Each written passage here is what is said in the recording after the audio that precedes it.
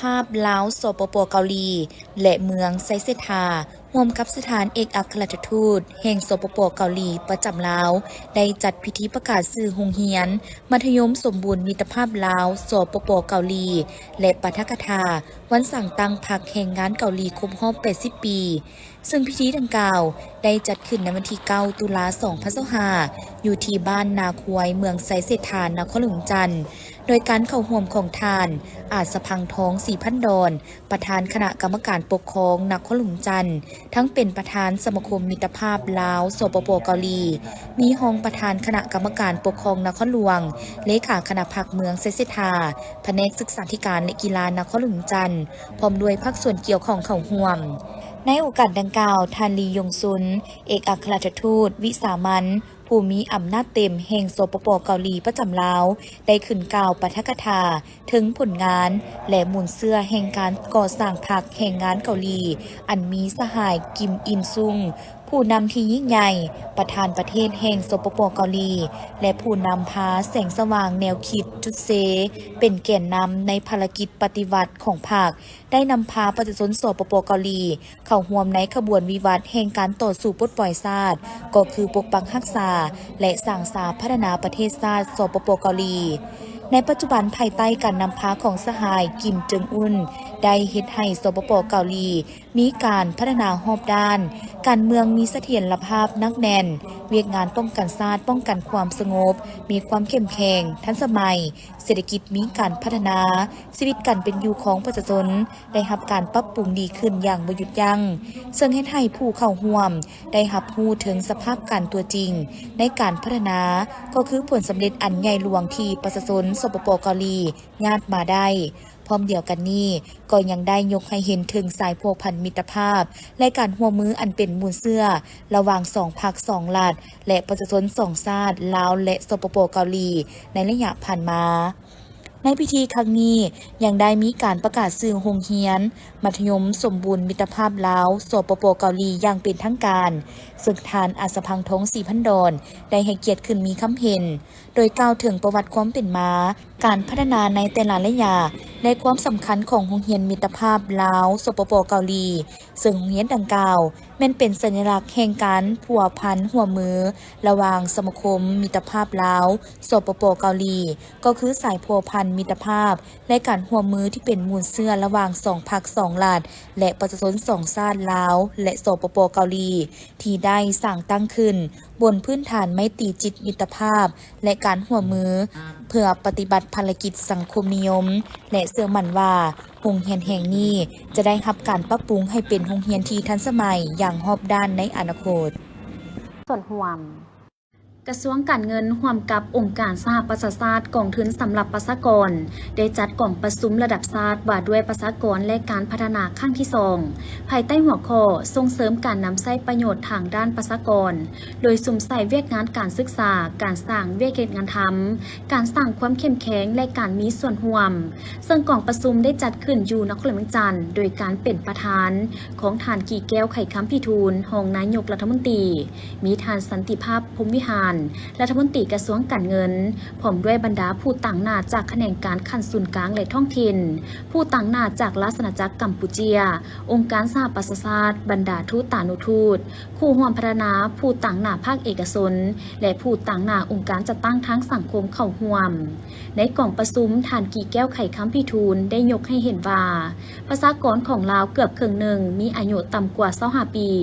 ซึ่งถือว่าเป็นท่าแห่งที่สำคัญในการเปลี่ยนแปลงโครงสร้างด้านอายุของประชากรที่มีประชากรหนุ่มเฮ็ดเวียกให้พวกเขาฉะนั้นถ้าอยากได้รับผลประโยชน์ด้านประชากรพวกเขาต้องสืบต่อลงทุนในการพัฒนาทรัพยากรมนุษย์ในระยะสั้นระยะกลางและระยะยาวอย่างมีจุดสุ่มรวมทั้งขยายการเข้าถึงการศึกษาที่มีคุณภาพมีการจ้างงานที่เหมาะสมสร้างโอกาสและเงื่อนไขที่ดีในการสร้างความเข้มแข็งให้เขาเจ้าเพื่อให้สามารถประกอบส่วนสุขอยู่แห่งงานเติบโตเศรษฐกิจและการพัฒนาเศรษฐกิจสังคมตามทิศสีเขียวและยืนยงจากนั้นท่านสันติภาพพรหมวิหารก็ได้เน้นหนักว่าวัยหนุ่มแม้นมีความสำคัญและเป็นใจกลางในการพัฒนาประเทศชาติพวกเขาต้องได้สร้างความเข้มแข็งให้เขาเจ้าโดยผ่านการศึกษาที่มีคุณภาพ เวียกเฮ็ดงานทำที่ดี และมีนโยบายที่ช่วยสนับสนุนเขาเจ้า เพื่อให้สามารถประกอบส่วนอย่างเต็มส่วนในการสร้างสรรค์พัฒนาประเทศชาตินอกจากนั้นภาคเอกชนและบรรดาคู่ร่วมพัฒนา ก็มีส่วนสำคัญในการสนับสนุนเวียกงานนี้ให้ได้รับผลสำเร็จท่านบาโคเดียเบิร์คานอฟผู้ประสานงานขององค์การสหประชาชาติประจำลาวกล่าวว่ากองประชุมระดับชาติว่าด้วยประชากรและการพัฒนาขั้นที่2เป็นเวทีอันสำคัญเพื่อยั่งยืนภารกิจรวมของพวกเขาทีมงานองค์การสหประชาชาติและบรรดาคู่ร่วมพัฒนาพร้อมที่จะสนับสนุนรัฐบาลในการจัดตั้งปฏิบัติแผนงานปันผลทางด้านประชากรสำหรับสาธารณรัฐประชาธิปไตยประชาชนลาว 2025-2030 พวกเขาสามารถเฮ็ดให้การละโอกาสนี้ก้าวไปสู่การเติบโตและความเจริญรุ่งเรืองสำหรับทุกคนด้วยการประสานสมทบและเฮ็ดเวียกร่วมกันอย่างใกล้ชิดพร้อมกันนั้นบรรดาเอกอัครราชทูตองค์การจัดตั้งสากลและคู่ร่วมพัฒนาได้ยืนยันคืนคำมั่นสัญญาในการสนับสนุนสาธารณรัฐประชาธิปไตยประชาชนลาวเพื่อสุขยุความเสมอภาพระหว่างหญิงชายและการสร้างขีดความสามารถให้วัยหนุ่มส่งเสริมสุขภาพทางเพศสิทธิทางด้านสุขภาพเจริญพันธุ์การวางแผนครอบครัวต้านการใช้ความรุนแรงทางเพศและข้อมูลสำหรับการพัฒนากองประชุมระดับชาติว่าด้วยประชากรและการพัฒนาครั้งที่2นี้ได้ปรึกษาหารือและเป็นเอกภาพในการเสริมขยายและจัดตั้งปฏิบัติ9โครงเขตบุริมสิทธิ์และเสาหาเวียกงานจุดซุ่มที่ภาครัฐบาลทุกภาคส่วนของสังคมรวมทั้งบรรดาคู่ร่วมพัฒนาต้องได้ร่วมมือกันในการจัดตั้งปฏิบัติให้ปรากฏผลเป็นจริงเพื่อหาประกันให้ทรัพยากรมนุษย์โดยเฉพาะวัยหนุ่มเป็นกำลังแห่งในการพัฒนาเศรษฐกิจสังคมของชาติในอนาคตเนื้อในสำคัญดังกล่าวจะได้พันขยายเข้าในแผนพัฒนาเศรษฐกิจสังคมแห่งชาติ5 ปีครั้งที่10 2026-2030 โดยการเข้าร่วมและตัดแถบผ้าของห้องศาสตราจารย์ปริญญาเอกทองสฤทธิ์มังโนเมฆรัฐมนตรีกระทรวงศึกษาธิการและกีฬาศาสตราจารย์ปริญญาเอกเนซานูราชแสนดวงเดชอธิการบดีมหาวิทยาลัยแห่งชาติและทานอย่างโปประธานบริษัทเอเชียโทบาโคอินดัสทรีกรุ๊ปจำกัดมีบรรดาทานห้องอธิการบดีต่างหน้าห้องการกรมคณบดีอำนวยการสถาบันศูนย์ห้องหมอหอสมุดและพนักงานที่เกี่ยวข้องทั้ง2ภาคส่วนเข้าร่วมเป็นสักขีพยานโอกาสนี้ศาสตราจารย์ปริญญาเอกเดชานุราชแสนดวงเดชได้กล่าวให้รู้ว่าโครงการก่อสร้างประตูโค้งเข้ามหาวิทยาลัยแห่งชาติวิทยาเขตดงโดกและประตูทางเข้าคณะเกษตรศาสตร์วิทยาเขตนาบงเป็นโครงการที่ได้รับการช่วยเหลือล่าจากบริษัทเอเชียโทมาโคอินดัสทรีกรุ๊ปจำกัดรวมมูลค่าทั้งหมด 560,000 ดอลลาร์สหรัฐซึ่งถือว่าเป็นโครงการเริ่มต้นที่บริษัทมีจุดประสงค์สร้างความใกล้ชิดเป็นนิมิตหมายของการพัวพันร่วมมือที่ดีเพื่อจะก้าวไปสู่การสืบต่อร่วมมือกับมหาวิทยาลัยแห่งชาติในการพัฒนาทรัพยากรมนุษย์ในขั้นต่อไปรวมทั้งการร่วมกันสร้างหลักสูตรการเรียนการสอนเกี่ยวกับการปลูกพืชสมุนไพรเป็นยาเป็นโครงการส่งเสริมการลงทุนพัฒนาการเกษตรกรรมและป่าไม้แบบยืนยงและพืชสมุนไพรเพื่อปรุงแต่งผลผลิตเกษตรกรรมให้เป็นสินค้าที่เป็นประโยชน์แก่สังคมวรวมวสพแม่นในการพัฒนาการเรียนการสอนในสาขาที่เกี่ยวข้องของมหาวิทยาลัยแห่งชาติโครงการดังกล่าวจะเริ่มลงมือก่อสร้างนับตั้งแต่มื้อวางศิลาฤกษ์เป็นต้นไปและคาดว่าจะสำเร็จก่อนวันที่1ธันวาคม2025ก่อนพิธีเฉลิมฉลองวันชาติที่2ธันวาคม50ปีการช่วยเหลือล่าในโครงการสร้างประตูโค้งจากบริษัทเอเชียโทบาโคอินดัสทรีกรุ๊ปจำกัดถือเป็นการประกอบส่วนอันใหญ่หลวงในการเสริมสร้างพื้นฐานโครงสร้างให้มหาวิทยาลัยแห่งชาติและให้มหาวิทยาลัยแห่งชาติมีสมนามใหม่ขึ้นตื่มอีกฉะนั้นในนามคณะภาคคณะนำมหาวิทยาลัยแห่งชาติแสดงความขอบใจอย่างจริงใจมายังบริษัทที่ให้ทุนช่วยเหลือในครั้งนี้และเชื่อมั่นว่าภายใต้การร่วมมือของ2ฝ่ายระหว่างมหาวิทยาลัยแห่งชาติและบริษัทเอเชียโทบาโคอินดัสทรีกรุ๊ปจำกัดในต่อหน้าจะมีการร่วมมือด้านวิชาการโดยเฉพาะการสร้างหลักสูตรการเรียนการสอนที่ติดพันกับการเกษตรเพื่อเพิ่มทางเลือกที่หลากหลายให้กับวัยหนุ่มได้เลือกเข้าศึกษาเป็นการสร้างประโยชน์ให้แก่สังคมหลายกว่าเก่า ท่านแสงสาธิตพิมพ์เมืองประธานคณะกรรมการปกครองเมืองจันทบุรีกล่าวในพิธีมอบรางวัลเหือสวงวางานบุญออกพรรษาปวารณาและสวงเหือประเพณีประจำปี 2025 แมนมีผลสำเร็จอันจบงามทุกประการ โดยเฉพาะแมนตลอดระยะเวลา 3 วัน พวกเขาสามารถรักษาได้ความสงบปลอดภัยเป็นอย่างดีย้อนความเอาใจใส่นำพาซี่น้ำอย่างจดจ่อจากคณะน้ำคณะผักนักเมืองจันทร์พร้อมด้วยความเอาใจใส่ปฏิบัติหน้าที่ของบรรดากำลังป้องกันความสงบป้องกันชาตินับแต่ขันกระทรวงนครหลวงเมืองพร้อมด้วยกำลังเจ้าหน้าที่ของ3 เมืองคือ เมืองจันทบุรีเมืองศรีสัตนาคและเมืองศรีโคตะบองย้อนการประกอบส่วนทางด้านทุนฮ้อนจากกลุ่มบริษัทบุคคลบรรดาบริษัทห่างห้านต่างๆที่ได้ให้การสนับสนุนร่วมจัดงานและอุปถัมภ์วัตถุทุนฮ้อนสวยงามในครั้งนี้อย่างตั้งหน้าพิเศษแม่นประชาชนลาวบรรดาเผ่าบรรดาทานผู้มาเที่ยวชมในงานได้ให้การร่วมมือกับคณะจัดงานเป็นอย่างดีพร้อมกันนั้นพวกเขาสามารถส่งเสริมและปกปักรักษาได้ฮิตของประเพณีและเอกลักษณ์วัฒนธรรมอันดีงามของชาตินอกนี้พวกเขายังได้สร้างโอกาสให้ประชาชนลาวบรรดาเผ่าได้มาซื้อขายแลกเปลี่ยนบทเรียนและสมผลผลิตสินค้าภายในและต่างประเทศอย่างกว้างขวางในงานวางแสดงสินค้าครั้งนี้มีทั้งหมด520 ห้านโดยแมนบริษัทดาวเฮืองและวิสาหกิจส่วนบุคคลห้านอาหารฟูจิวาระเป็นเจ้าการในการจัดกิจกรรมดังกล่าวสำหรับกิจกรรมแข่งขันส่วงเหือบรรดานักกีฬาสีพายยิงทรายก็ได้มีโอกาสมาแสดงสีไม้ลายมือเทคนิคความสามารถและความแข็งแกร่งของตนให้มวลชนได้รับชมรับเสียอย่างเบิกบานมวลซืนว่ารวมแล้วการจัดงานการจัดสรรสถานที่ห่างห้านต่างๆภายในงานบุญปีนี้แม่นจัดได้มีความเป็นระเบียบเรียบร้อยเป็นอย่างดี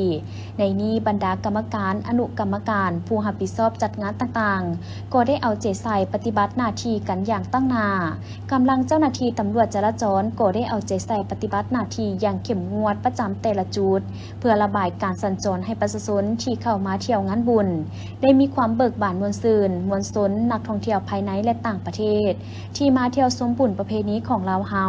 ให้มีความเบิกบานมวลซืนเต็มไปด้วยบรรยากาศแห่งความสงบความปลอดภัยทางด้านชีวิตและทรัพย์สินแผนกตำรวจจราจรห้องตำรวจป้องกันความสงบนครเมืองจันทร์ได้นำกำลังลงทั้งหมดรวมมี62 จุดกำลัง219 สหายในระยะการจัดงานบุญนี้มีกิจกรรมทั้งศาสนาและฮิตของประเพณีได้มีการครอบครัวสถานที่ศักดิ์สิทธิ์มีพิธีสุดออกพรรษาปวารณาพิธีตักบาตรถวายสังฆทานตามประเพณีลาวพิธีเวียนเทียนไหลเหือไฟโคกเหือไฟน้ำมีการขบงานจุดบั้งไฟผุบั้งไฟดอกและบั้งไฟตะไลการแสดงศิลปะวรรณคดีอื่นๆที่ติดพันนอกนั้นยังมีกิจกรรมวางแสดงและขายสินค้าเกษตรกรรมและอาหารพื้นเมืองประเภทข้าวหลามปิ้งไก่เคียงคู่กันนี้สิ่งที่จำเป็นและขาดบ่ได้แม่นเวียกงานป้องกันชาติป้องกันความสงบปลอดภัยหอบด้านมีการจัดตั้งการป้องกันเวรยามและประจำตลอด24 ชั่วโมงโดยนำไส้กำลังของเมืองจันทบุรีเป็นต้นอยู่ตามบ้านสำนักงานองค์การ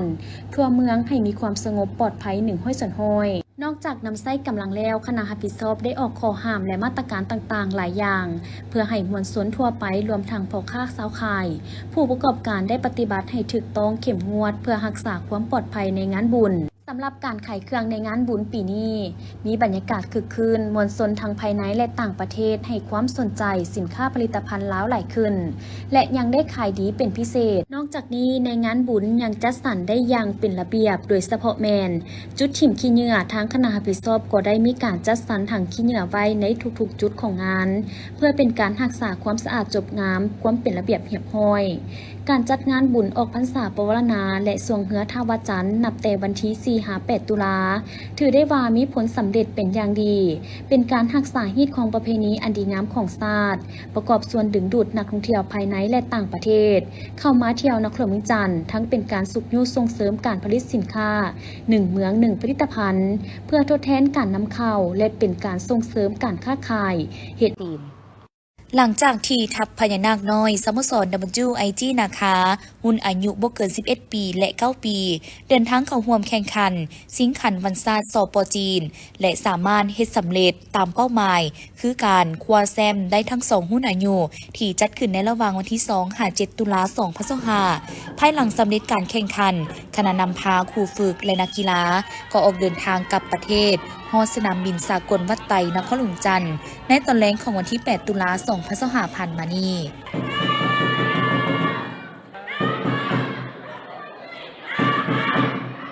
ภายหลังเดินทางมาฮอดลาวทัพนักกีฬาพญานาคน้อยนำโดยทานเวียงไซวิไลกุลประธานสโมสรพร้อมด้วยคณะครูฝึกและนักกีฬาทั้งสองรุ่นอายุก็ได้รับการต้อนรับจากแฟนบ้านมวลชนและพ่อแม่ผู้ปกครองอย่างอบอุ่นและเป็นขบวนฟุดฟื้นเพื่อส่งเสริมและแสดงความยินดีกับแซมที่ญาติมาได้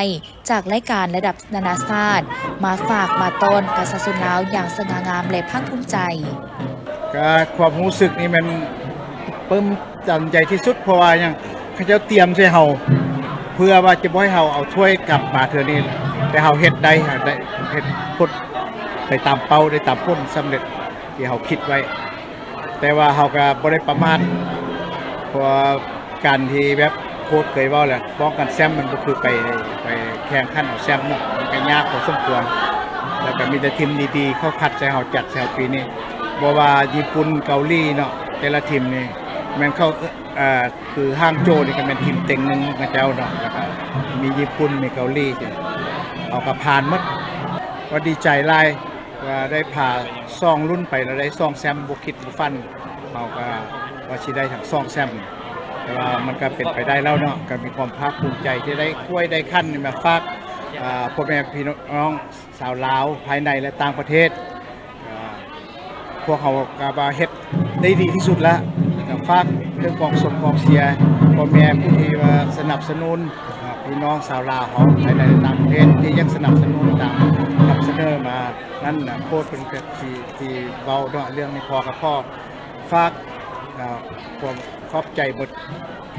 ทุกภาคส่วนโดยเฉพาะภาครัฐแต่ผมมีอย่างที่จะนอกเรื่องตัวความภาคภูมิใจที่ได้ถ้วยรางวัลขั้นรางวัลนี้มาฝากพี่น้องชาวลาวแล้วแต่ขอให้พ่อแม่พี่น้องชาวลาวนี้ช่วยส่งช่วยเสียลูกหลานต่อไปให้กำลังใจเขาเพราะว่าเขาตั้งเป้าไว้ก็คือเคยได้เว้ามาหลายเทื่อแล้วเนาะเป้าหมายของข้าพเจ้านี้กับโค้ชนี้ก็บ่แม่นวางแผนและเฮ็ดแล้วเดี๋ยวนี้นะเพื่อจะให้เด็กน้อยสุดนี้ไปเป็นทีมชาติให้แก่ประเทศชาติเขาแล้วก็นอกจากนั้นเขาก็จะระดมคนผู้ใดเก่งผู้ใดมีนั้นก็จะมาขัดที่จะไปแข่งขันป้องกันแชมป์อีกอยู่ที่โปรตุเกสนี้ก็สามารถเข้ามาสมัครได้เขาเปิดให้หมดทุกภาคส่วนเข้ามาแล้วก็สิไปบาร์เซโลนาเดือน4นี่เขาก็จะคัดเด็กน้อย11ปีเพื่อจะไปบาร์เซโลนาอันนี้เป็นเป้าหมายของข้าพเจ้าสำหรับผลงานการแข่งขันครั้งนี้นับได้ว่าประสบผลสำเร็จเกินคาดหมายทางสุดยู11ปีที่สามารถป้องกันแชมป์ไว้ได้สำเร็จโดยเฉพาะยู9ปีที่โซ่ผลงานได้เกินคาดหมายคว้าแชมป์ทำอีกและเป็นครั้งประวัติศาสตร์ในการแข่งขันระดับนานาชาติแบบชนะรวดทั้งรอบแบ่งกลุ่มจนนัดชิงชนะเลิศยิงใส่คู่แข่งทั้งหมด43ประตูคือข้าพเจ้าให้คำมั่นสัญญาว่าเขาจะไปป้องกันแชมป์ให้ได้ข้าพเจ้าว่าการเป็นแชมป์มันยากแล้วแต่การป้องกันแชมป์มันยากกว่าอันนี้ข้าพเจ้าต้องขอบใจน้องๆที่เขาได้แชมป์โมเมนต์ว่าทุกคนอาจจะเห็นอยู่เบื้องหน้าว่ามันง่ายแต่ที่จริงแล้วเขาเตรียมทีมเกือบ2 เดือนซ้อมเช้าแรงเพื่อไปรายการนี้เพราะรายการนี้เป็นรายการสำคัญเขาต้องไปปกป้องแชมป์ขอบใจแฟนบ้านลาวทั่วประเทศที่ส่งแรงใจแรงเชียร์ให้แก่น้องๆจนให้น้องๆนั้นนะครับชัยชนะเนาะข้าพเจ้าก็มียังขอฝากแฟนบ้านลาวเนาะส่งแรงใจแรงเชียร์ทีมสโมสรเฮาให้ไปเรื่อยๆให้ไปถึงฝันคือผู้ทานว่าถ้าเฮาอยู่นำกันเนาะคือเป้าหมายเพิ่นคืออยากไปบอลโลก27แล้วก็4เกมกีฬาเป็นเจ้าภาพข้าพเจ้าเชื่อว่าถ้าหากว่าเฮาอยู่ในตุ้มรุ่มเนาะประธานส่งเสริมทุกสิ่งอย่างข้าพเจ้าเชื่อแน่ว่าเฮาจะเฮ็ดได้เจ้าขอบใจทุกคนอาจจะเห็นความสำเร็จแค่เบื้องหน้าแต่ว่าเบื้องหลังคือพวกเขาทุกคนเนาะบ่ว่าจะเป็นทั้งโค้ชทั้งประธานสโมสรทั้งนักกีฬาทุกคนเฮ็ดเวียกหนักในตลอดระยะหลายเดือนหรือว่า 2-3 เดือนที่ผ่านมาเนาะเขาเก็บตัวอยู่นำกันซ้อมเช้าแรงถือว่าเฮ็ดเวียกอย่างหนักก็คือทุกคนฮู้แหละเด็กน้อย9 ปีเนาะไปแข่งขันต่างประเทศมันบ่แม่นเรื่องง่ายทั้งดูแลบ่แม่นแค่ในสนามนอกสนามก็วุ่นคือกันเนาะซ้ำจับปูใส่กระด้งเนาะที่เป็นแบบเจ็บแข้วว่าเป็นอย่างก็มีปัญหาหลายเนาะหรือว่าให้คิดฮอดบ้านอย่างก็มีนะแต่ฉะนั้นเราก็ต้องพยายามปลุก ระดมจิตใจของนักกีฬาเนาะถือว่านักกีฬาเฮ็ดได้เนาะเป็นสิ่งที่ภูมิใจที่สุดเนาะเจ้า แสดงว่าเฮ็ดได้เกินคาดเลยสำหรับ แม่นก็คือที่ข้าพเจ้าเว้าไว้แต่ก่อนไปแหละว่ามันเป็นเรื่องยากเนาะฉะนั้นเกินคาดที่เราได้แชมป์เนาะที่เราได้ที่หนึ่งถือว่าเกินคาดหลาย ส่วนนักเตะที่โชว์ผลงานอย่างสง่างาม และพัฒนาขึ้นแบบก้าวกระโดดในการเข้าร่วมการแข่งขันในการนี้ก็แม่นเท่าอนุสักดิ์วิไลกุลหรือน้องเบลเกตกองหน้าอายุ11 ปี ที่ได้รับรางวัลดาวยิงสูงสุด 2 ปีซ้อน โดยปีผ่านมายิงไป 17 ประตู และปีนี้ยิงเพิ่มขึ้นเป็น22 ประตู และ23แอสซิสต์คว้ารางวัลดาวยิงสูงสุดมาครอง เข้าร่วมครั้งนี้กับผลงานกับเฮ็ดได้ดีแล้วก็ถือว่าดีแล้วก็ช่วยกันได้หลาย เขายิงเกือบทุกนัดเลยบอกเขาลงเลย เอาแม่นยิงเกิดพวกนั้น ทุกนัดเลย ยิงจับประตูดิยิงจับประตูดิ ยิง25 25ประตู เอ็กซิส23รู้สึกภูมิใจแล้วก็ดีใจหลายแล้วก็อยากขอบใจหมู่เพื่อนคันบ่มีหมู่เพื่อนก็บ่ได้ดาวสนุอยากขอบใจครูอาจารย์แล้วก็พ่อที่พ่อให้สนับสนุนแล้วก็โค้ชก็สอนถ้าบ่มีพ่อกับโค้ชก็บ่ได้มาฮอดจุดนี้ นอกจากคว้าขันรางวัลหรือขันแซมทั้ง2รายการแล้ว นักเตะจากสโมสร WIG นะคะ ตัวแทนจากลาวยังสามารถคว้ารางวัลประเภทบุคคลอีกหลายรางวัลเช่นรางวัลดาวยิงสูงสุดคือน้องอนุสักดิ์วิไลกุลยิง25 ประตูรางวัลนักเตะดีเด่นแม่นเท้าโซกนำไซแสงอรุณหรือคิวยิงทั้งหมด13 ประตูและรางวัลนักฮับดีเด่นตกเป็นของเท้าเป้ไซยาลาดจากยู11 ปีเสียเพียง3 ประตูส่วนยู9 ปีแม่นได้รับรางวัลดาวยิงสูงสุดคือเท้าอินทกรพรหมราชยิง21 ประตูและ19แอสซิสต์รางวัลนักเตะดีเด่นแม่นตกเป็นของเท้าพุทธวันโพธิสารและนักฮับดีเด่นแม่นเท้าแสงสถิตบุตรโคตเสียเพียง7 ประตู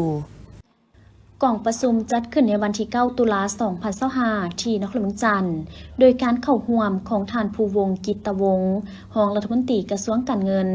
ท่านนางเพชรสมรโซนหัวหน้าศูนย์สถิติแห่งชาติท่านแฟรงค์ไฟเฟอร์ผู้รับผิดชอบเวียกงานการร่วมมือเพื่อการพัฒนาจากสถานทูตประเทศลุกเซมเบิร์กประจำลาวท่านโอลิเวียทูนูตผู้ต่างหน้าจากสถาบันค้นคว้าสถิติและเศรษฐกิจประเทศลุกเซมเบิร์กมีหัวหน้ากรมห้องกรมผู้ต่างหน้าจากกระทรวงแขนงการเกี่ยวข้ององค์การจัดตั้งสากลและคู่ร่วมพัฒนาเข้าร่วมท่านภูวงศ์กิตตวงศ์ได้แสดงให้เห็นถึงความมุ่งมั่นของรัฐบาลในการนำข้อมูลอันเป็นหลักฐานเพื่อเป็นก้อนอิงในการวางแผนนโยบายเฮ็ดให้การนำใช้ทรัพยากรมีความยืนยงและเป็นข้อมูลสำคัญในการติดตามและประเมินแผนพัฒนาเศรษฐกิจสังคมแห่งชาติและเป้าหมายในการพัฒนาของประเทศแต่ละระยะผลผลิตสถิติสิ่งแวดล้อมที่เป็นเครื่องมือใหม่ในการเผยแพร่กล่องประชุมครั้งนี้ประกอบมีบทรายงานเกี่ยวกับการตอบสนองสถิติสิ่งแวดล้อมและการติดตามประเมินแผนพัฒนาเศรษฐกิจสังคมแห่งชาติครั้งที่10ผลการสำรวจการคุ้มครองขี้เหงื่อภาคครัวเรือนประจำปี2024บทรายงานย่อด้านสถิติหับไส้นโยบายผลการวิจัยประสิทธิภาพของการนำไส้ทรัพยากรการจัดเก็บอากรสิ่งแวดล้อมเพื่อการพัฒนาแบบยืนยงในสาธารณรัฐประชาธิปไตยประชาชนลาวกรมสถิติสิ่งแวดล้อมและความมั่นคงศูนย์สถิติแห่งชาติร่วมกับกระทรวงแขนงการที่เกี่ยวข้องโดยเฉพาะในระยะ 2-3 ปีมานี้ได้พร้อมกันเก็บกำสั่งรวมข้อมูลจากแหล่งต่างๆทั้งผ่านระบบการรายงานและการจัดตั้งสำรวจเพื่อผลิตเป็นข้อมูลสถิติทางด้านสิ่งแวดล้อมและพิมพ์เผยแพร่ตามแผนการที่กำหนดไว้ ซึ่งสะท้อนให้เห็นถึงความพยายามอย่างต่อเนื่องของพรรคและรัฐเฮาที่พยายามสร้างนโยบายโดยอิงใส่ข้อมูลที่ครบถ้วนและเชื่อถือได้และสอดคล้องกับนโยบายการพัฒนาแบบยืนยงศูนย์สถิติแห่งชาติให้สามารถปฏิบัติภาระบทบาทของตนตามคาดหมายที่วางไว้การโฮมกระทรวงแม่นการดำเนินงานแบบมีการวางแผนเป็นอย่างดี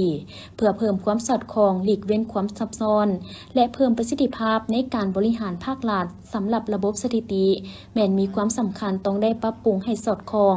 แก้ไขปัญหาข้อมูลกระจายกระจายและเชื่อมั่นว่า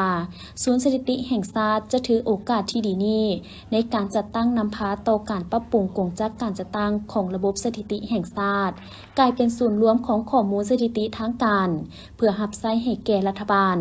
ฉะนั้นสถิติจึงมีความจำเป็นและสำคัญโดยเฉพาะแมนสถิติสิ่งแวดล้อมเห็นว่านับมีความต้องการข้อมูลหลายขึ้นเพราะเป็นภาคส่วนที่สำคัญในการพัฒนาข้อมูลสถิติเชื่อถือได้เกี่ยวกับสิ่งแวดล้อมแมนสิ่งสำคัญเพื่อเข้าใจความกดดันต่างๆที่มีต่อทรัพยากรธรรมชาติและเพื่อติดตามนโยบายให้ประสิทธิภาพหับไซการพัฒนาเศรษฐกิจสังคมให้มีความยืนยงและสอดคล้องกับเป้าหมายการพัฒนาแบบยืนยงสำหรับทิศทางในตอนหน้าของระบบสถิติจะสวมใส่คือกระทรวงแขนงการที่เกี่ยวข้องและองค์การจัดตั้งสากลต่างๆควรสุกยูสนับสนุนให้การร่วมมือกับศูนย์สถิติแห่งชาติในการแบ่งปันข้อมูลรายงานบริหารศูนย์สถิติแห่งชาติสืบต่อนำพาปรับปรุงสร้างระบบข้อมูลข่าวสารสถิติให้ทันสมัยตามมาตรฐานสากลและแทบเหมาะกับสภาพเงื่อนไขของประเทศเฮาต้องรับประกันว่าข้อมูลที่ผลิตออกมาตอบสนองความต้องการของผู้นำใช้เผยแพร่อย่างโปร่งใสและเข้าถึงได้ความเชื่อถือได้ของสถิติขึ้นกับความเป็นมืออาชีพความเป็นอิสระและความซื่อสัตย์ซึ่งคุณค่าเหล่านี้ต้องเป็นหลักในการเฮ็ดเวียกเจ้าท่านผู้ชมในข่าวต่อไปนี้จะพาท่านผู้ชมมาติดตามเวียกงานขององค์การอัยการประชาชนสูงสุดสาธารณรัฐประชาธิปไตยประชาชนลาวได้เป็นเจ้าภาพจัดกองประชุมเจ้าหน้าที่อาวุโสอาเซียนขององค์การใจกลางประสานงานว่าด้วยการร่วมมือทางอาญาครั้งที่ 4กองประชุมจัดขึ้นในระหว่างวันที่ 7-8 ตุลาคม 2025ที่นครหลวงจันทร์โดยภายใต้การเป็นประธานของท่านคำเพชรสมวรจิตรองหัวหน้าองค์การอัยการประชาชนสูงสุดแห่งสปป.ลาวมีคณะผู้แทนจากประเทศสมาชิกอาเซียนกองเลขาอาเซียนและสาธารณรัฐประชาธิปไตยติมอร์เลสเตผู้สังเกตการองค์การอัยการประชาชนสูงสุดกระทรวงการต่างประเทศกระทรวงยุติธรรมกระทรวงป้องกันความสงบศาลประชาชนสูงสุดเข้าร่วมกองประชุมได้ปรึกษาหารือหลายหัวข้อที่สำคัญเป็นต้นการรับร้องเอาแบบฟอร์มคำร้องขอการร่วมมือทางอาญาเพื่อให้แบบฟ้องร้องขอมีความเป็นเอกภาพว่องไวและมีประสิทธิผลยิ่งขึ้นการรับฟังรายงานเกี่ยวกับการจัดตั้งปฏิบัติการร่วมมือทางอาญาของบรรดาประเทศสมาชิกอาเซียนภายใต้สนธิสัญญาอาเซียนว่าด้วยการช่วยเหลือซึ่งกันและกันทางด้านกฎหมายในปัญหาอาญาฉบับปี 2004 เพื่อยกให้เห็นสภาพรวมผลสำเร็จสิ่งท้าทายเพื่อซอกหาวิธีทางร่วมกันหาทางออกที่มีประสิทธิผลการรายงานเกี่ยวกับการก้าวเกี่ยมความพร้อมเพื่อเข้าเป็นภาคีสนธิสัญญาอาเซียนว่าด้วยการช่วยเหลือซึ่งกันและกันทางด้านกฎหมายในปัญหาอาญาของประเทศติมอร์เลสเตการรับรองคำแนะนำการเข้าเป็นภาคีสนธิสัญญาอาเซียนของประเทศที่บ่เป็นสมาชิกอาเซียนการปรับปรุงเว็บไซต์อาเซียนเกี่ยวกับสนธิสัญญาอาเซียนการจัดกองประชุมครั้งต่อไปและปัญหาอื่นจำนวนหนึ่งกองประชุมดังกล่าวเป็นกองประชุมที่มีความสำคัญซึ่งเป็นการแสดงถึงความหมายมั่นและพันธะสากลในเวียกงานอาเซียนเกี่ยวกับการร่วมมือระหว่างประเทศทางอาญาของสปป.ลาวก็คือองค์การอัยการประชาชนสูงสุดประกอบส่วนอย่างตั้งหน้าเข้าในการดำเนินคดีอาญาของลาวเฮาต้านและสกัดกั้นอาชญากรรมข้ามชาติอย่างมีประสิทธิผลเฮ็ดให้สังคมประเทศเฮามีความสงบมีความเป็นระเบียบเรียบร้อยอย่างบ่หยุดยั้ง งานบุญออกพรรษาปวารณาและสวงเหือประเพณีประจำปี 2025 ที่ท่าวัดจันทร์เมืองจันทบุรีนครหลวงจันทร์ถือเป็นปางบุญใหญ่ของประชาชนบรรดาเผ่าจัดขึ้นทุกๆปี นอนอยู่ใน22ของ 14 ประเพณีลาว และปีนี้จัดขึ้นอย่างยิ่งใหญ่เป็นเวลา 5 วัน นับแต่วันที่ 4-8 ตุลาป่วงชนลาวหักษาได้ฮิตของประเพณีอันดีงาม ความสามัคคีความเป็นระเบียบเรียบร้อย และความสงบปลอดภัยเป็นอย่างดี ในแต่ละวันได้มีประชาชนให้ความสนใจหลั่งไหลเข้ามาเที่ยวงานบุญอย่างคับค้าหนาแน่นและมีบรรยากาศเบิกบานมวลซื่นเข้าร่วมในกิจกรรมต่างๆเช่นกิจกรรมทางศาสนาฮิตของประเพณีมีการครอบครัวสถานที่ศักดิ์สิทธิ์มีพิธีสูตรออกพรรษาปวารณาตักบาตรถวายสังฆทานตามประเพณีลาวเวียนเทียนไหลเหือไฟโคกจุดบั้งไฟปุไฟดอกการแสดงศิลปะวรรณคดีลอยกระทงและกิจกรรมสวงเหือกิจกรรมวางแสดงและซื้อขายสินค้าและอื่นๆภายในงานบุญได้มีหลากหลายกิจกรรมที่ให้มวลชนได้มาเที่ยวชมทั้งกลางเว้นและกลางคืนโดยมีงานวางแสดงจำหน่ายสินค้าเครื่องทั่วไปทั้งภายในและต่างประเทศซึ่งเป็นอีกหนึ่งกิจกรรมที่ทางอำนาจการปกครองได้เน้นให้มีการส่งเสริมผลิตภัณฑ์สินค้าที่พ้นเด่นของท้องถิ่นของบ้านของเมืองรวมทั้งของครอบครัวตัวแบบสินค้าโอดอปและอื่นๆโดยมีหัวหน่วยธุรกิจห่างห้านที่มาวางแสดงขายสินค้าและขายข้าวหลามปิ้งไก่เพื่อให้ประชาชนลาวบรรดาเผ่าและนักท่องเที่ยวที่มาเที่ยวในงานบุญได้จับจ่ายซื้อขายแลกเปลี่ยนผลิตภัณฑ์ภายในส่งเสริมสินค้าภายในก็คือการท่องเที่ยวภายในลาวเที่ยวลาวซึ่งกันและกันการจัดงานบุญครั้งนี้ก็เพื่อเป็นการรักษาฮีตกองประเพณีอันดีงามของชาติพร้อมทั้งเป็นการประกอบส่วนดึงดูดนักท่องเที่ยวภายในและต่างประเทศให้เข้ามาเที่ยวนครหลวงจันทร์สุขยูส่งเสริมการผลิตสินค้า1เมือง1ผลิตภัณฑ์ทดแทนการนำเข้าและส่งเสริมการค้าขายเฮ็ดให้เศรษฐกิจดีขึ้นที่สำคัญก็แม่นการปกปักรักษาและส่งเสริมฮีตของประเพณีอันดีงามของชาติไว้อย่างยืนยงปีนี้เห็นว่าประชาชนโดยส่วนใหญ่รักษาได้ฮีตของประเพณีลาวมีความสามัคคีรักษาได้ความสะอาดจบงามในการทิมและเก็บเมี่ยนขี้เหงื่อและมีความสงบความเป็นระเบียบเรียบร้อยเป็นอย่างดีท่วมในวันที่ 6 ตุลาผ่านมานี้การนำเมืองปากกระดิ่งแขวงบริคำไซได้สมทบกับห้องการแดงเมืองสืบต่อน้ำเอาเครื่องบริโภคประเภทข้าวสารและอาหารสำเร็จรูปจำนวน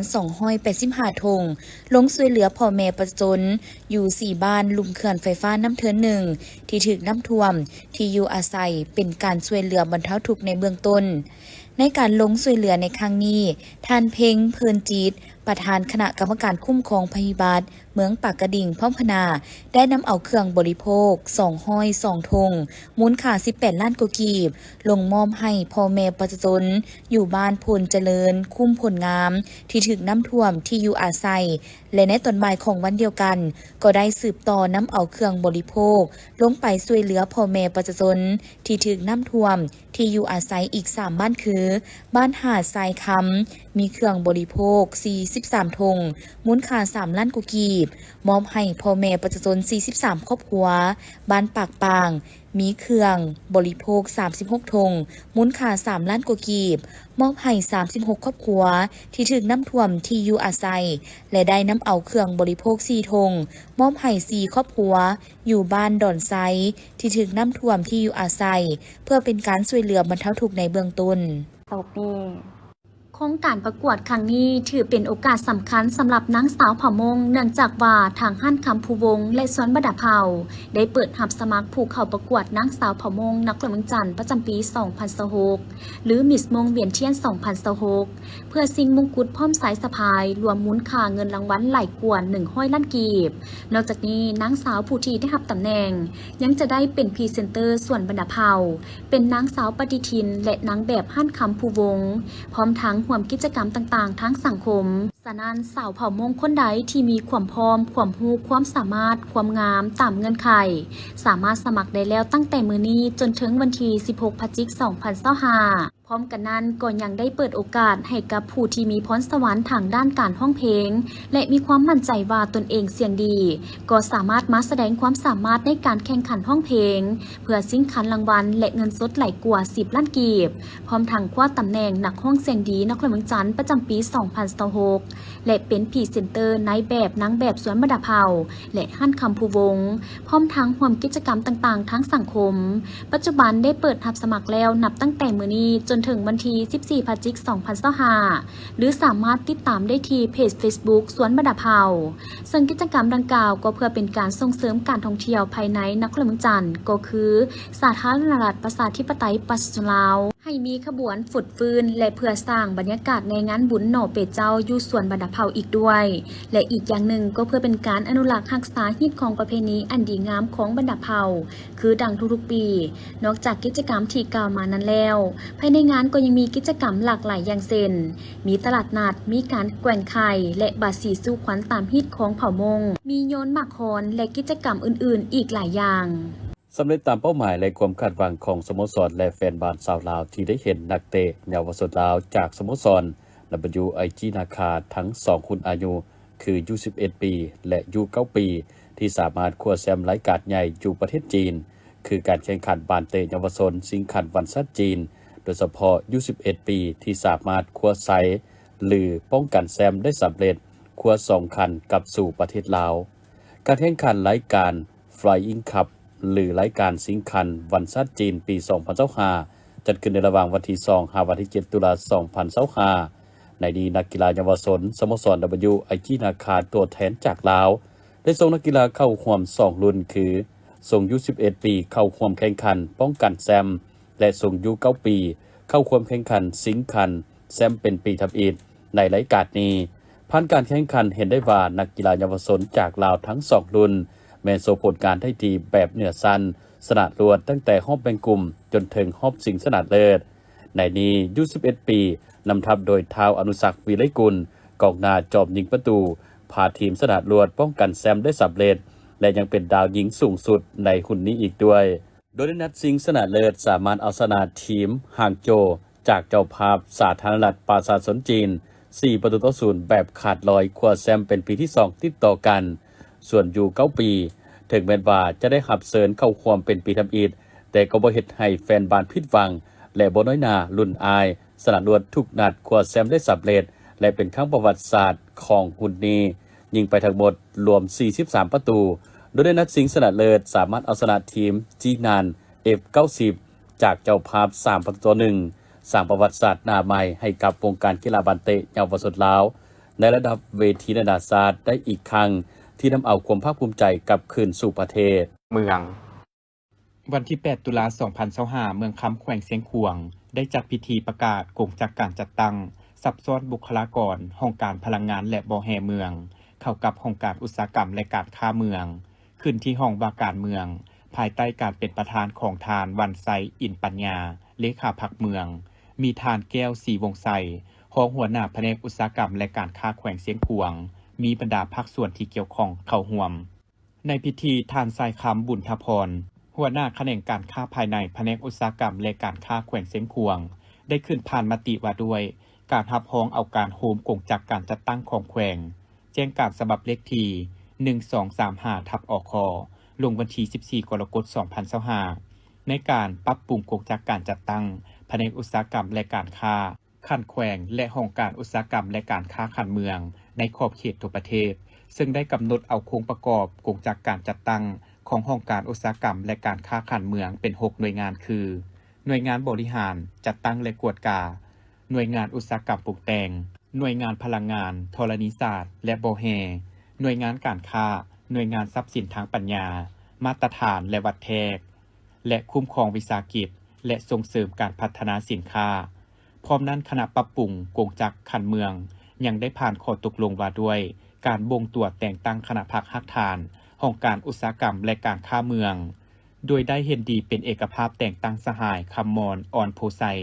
กรรมการพรรคเมืองเป็นเลขาพรรคฮักฐานสหายนางมาลัยพันวิไซเป็นรองเลขาพรรคฮักฐานสหายเจียงคำพรหมมณีวงศ์เป็นกรรมการ พร้อมทางแต่งตั้งสหาย นาง มาลัย พันวิไสเป็นผู้รับผิดชอบเวียกงานกวดกา